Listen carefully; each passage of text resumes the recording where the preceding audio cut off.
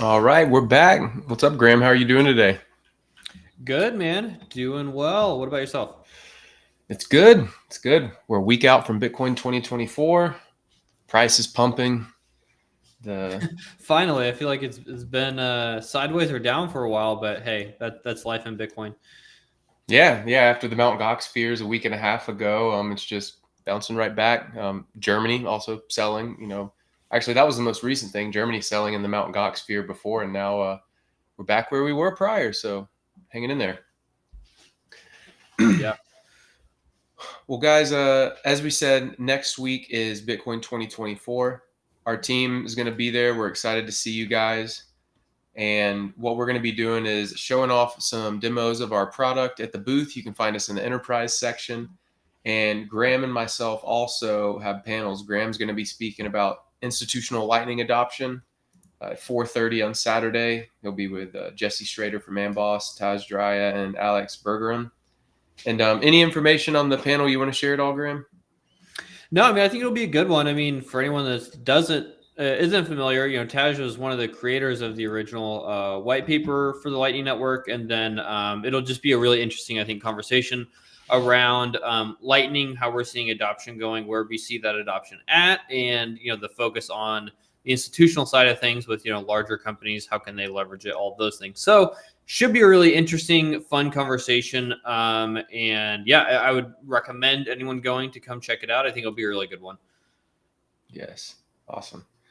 And then myself, I'll be speaking as well Saturday, a bit earlier in the day at 11 in the afternoon for a value for value musicians panel. And anyone not familiar with value for value, it's a new way you can approach podcasting and music, where rather than paying upfront like one flat fee for, let's say, an album or a piece of content, you can stream the content creator value or tip them value, and it will automatically divvy out and segment the payments where they need to go. So this just kills a lot of middlemen and just fees for content creators broadly. So this is going to be a really fun panel as well. You'll be able to meet some of the top musicians in the value for value space. So we look forward to seeing y'all there. Well, first we had on the list here, I thought this was interesting. AT&T was hacked of like 110 million people's phone numbers, emails, text records, and all of this. And the hacker requested Bitcoin. And I just thought that was interesting. People want Bitcoin. I don't know if you have any comments on that, Graham, but this is one thing you definitely didn't see in the headlines. I kind of had to like dig for it to find it. Yeah, I mean it's interesting. I'm honestly surprised that the hackers wanted Bitcoin because Bitcoin used to be what is thought of as a super privacy preserving technology. We've really learned over time that it's not as private as people originally thought. Obviously, with the public ledger, things are traceable, all of these things. So I'm surprised they use Bitcoin instead of like Monero or Zcash or something like that. That's like a specific privacy coin. So I mean that's interesting. Maybe they didn't want the no one wants to generally hold Monero or Zcash or something like that, and they didn't want to go through the process of converting it. I don't know. I don't know what their intent is there, but yeah, I mean this was obviously a massive hack. So I 6 Bitcoin seems honestly a little bit low as well, but I don't know, man. It's wild times, but it's definitely interesting that they accepted payment in Bitcoin for this. Yeah. Yeah, the article said they requested 1 million, but then got down to less than $400,000. So, Wow. but if they did get the funds, they're up since they got them. So number go up. Oh man. Moving on here, I haven't seen this. Any proof or links of this, but Bitcoin Magazine posted this today. Stripe is going to allow Europeans to buy crypto using their credit and debit cards. So I know it's a bit stricter in Europe. Couple of we have a European team member, and I've heard from some of their friends that they're just kind of cut off from buying Bitcoin. Sometimes like over, I think it's $10,000. There's pretty harsh limits in Europe, but yeah, it's interesting. Yeah.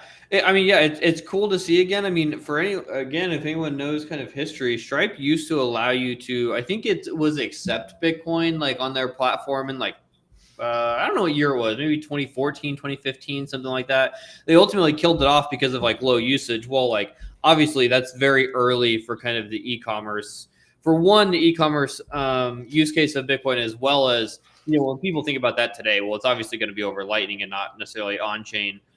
So they they depreciate all of their Bitcoin applications. Now start pushing Hmm. back into crypto fairly hard, a lot with stable coins and whatnot, obviously. But then it's great to see enabling some of kind of on off ramp stuff, being able to buy Bitcoin with credit cards. I mean, Stripe's obviously, I can't remember the latest numbers on like their, what percent of like internet uses them or e-commerce shops or something like that, but they obviously are very high. So it will be great to see them continue to push into Bitcoin and enable new services like this.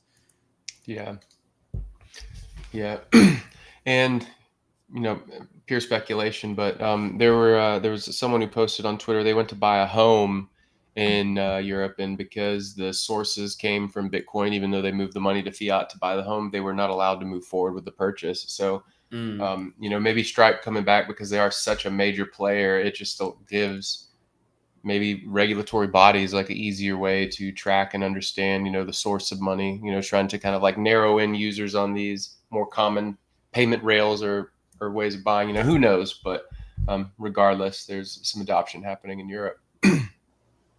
Yeah, definitely. No, that's great to see. So this was interesting, and I wanted to just play the speculation game for a minute with you. Mr. 100, this person entity who has been buying 100 Bitcoin a day is now the 10th largest holder. A lot of folks have been saying, "Oh, it could be Michael Dell." He's been posting a lot of bullish stuff. He was quoting Larry Fink yesterday, Michael Saylor a few weeks ago. But who do you think Mr. 100 is? Is it a person, a nation state, a company?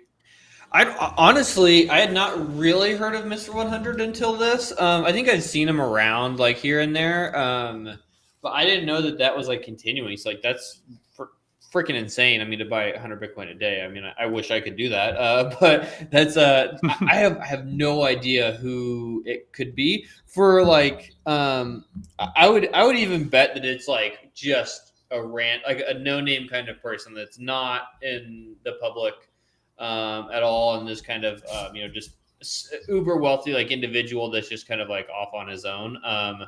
I mean, that's what I would like to think that it is. But who knows? Maybe it is. Maybe it's just BlackRock or someone in just like a kind of an unassociated wallet or something. I have no idea.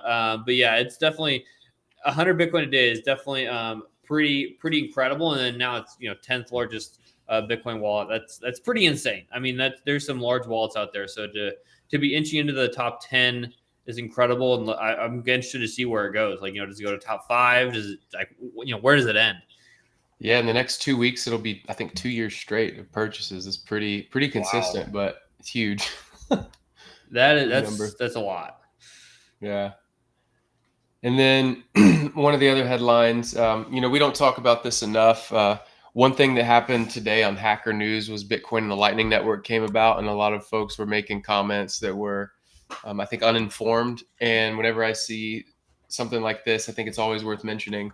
There was the block size war a few years ago, and there was a separation between Bitcoin and Bitcoin Cash, and it's clear that Bitcoin is the winner, and it has the Lightning Network, but Bitcoin main chain is doing more transactions than Cash, and the Lightning Network also is on top of Bitcoin, making it even more efficient. So Yeah, definitely. I mean, yeah, this is it's great to have numbers behind this because for our like for anyone that's actually watching this stuff kind of play out, it's very obvious. Bitcoin Cash is just dying and it's going to continue to die out. And so this is not necessarily a surprise, but it's great to have the data behind it because there's obviously fights on Twitter and stuff like that about like which one's better, all those things. That's kind of died down over the last like year or so, because of things like this, where it's just like there's no argument anymore. It's so obvious where things kind of land. So it's great to have some data behind it to continue to show where the demand is going, which is very obviously into the true Bitcoin and not into this kind of fake Bitcoin Cash fork. yeah, yeah, absolutely. And one thing I wanted to showcase, we took this live last week, but Sulu, one of our customers, they're helping APIs monetize by using L402, which is a cutting edge use case for the Lightning Network. And Sulu uses Voltage to manage their infrastructure, all of their updates and everything. And one stat we got from their CTO Samuel, is that we're saving them about 32 hours monthly of engineering time, and they've actually helped monetize over 110 API endpoints. But I've talked about this a lot, and we've mentioned it in some of our content. But 84% of the internet are APIs communicating. So giving APIs the ability to pay for usage when communicating with each other creates a lot of efficiency for businesses and just for customer experience.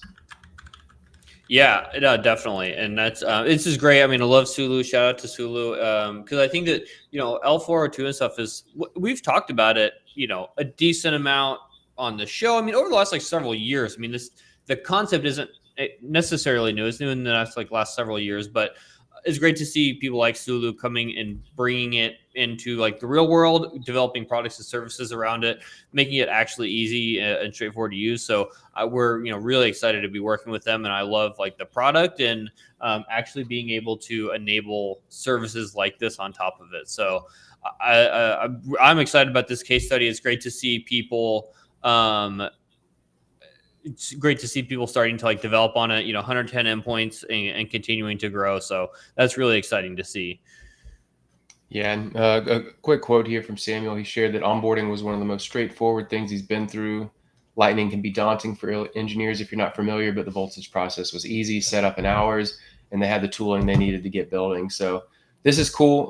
We're going to be connecting and doing an event with Sulu and Bitcoin at Bitcoin 2024. If you're a business or enterprise looking to add Lightning, feel free to DM me or Graham personally.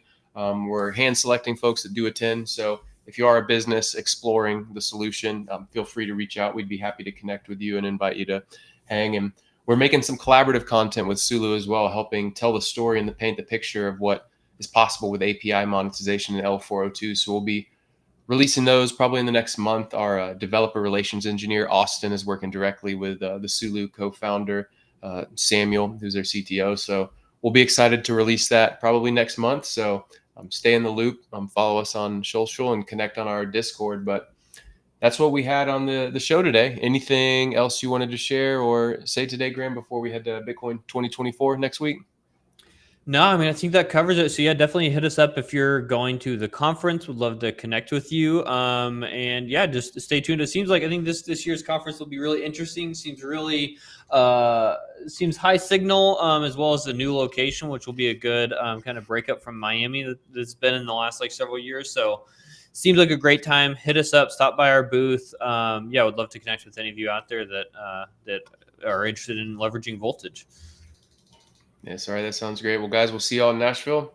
Have a great week. That being said, we probably won't be having a show next week, but stay tuned. We'll be sure to announce it and post the show notes ahead of time in case we do, just with the team traveling. And also, until next time, we'll see you then.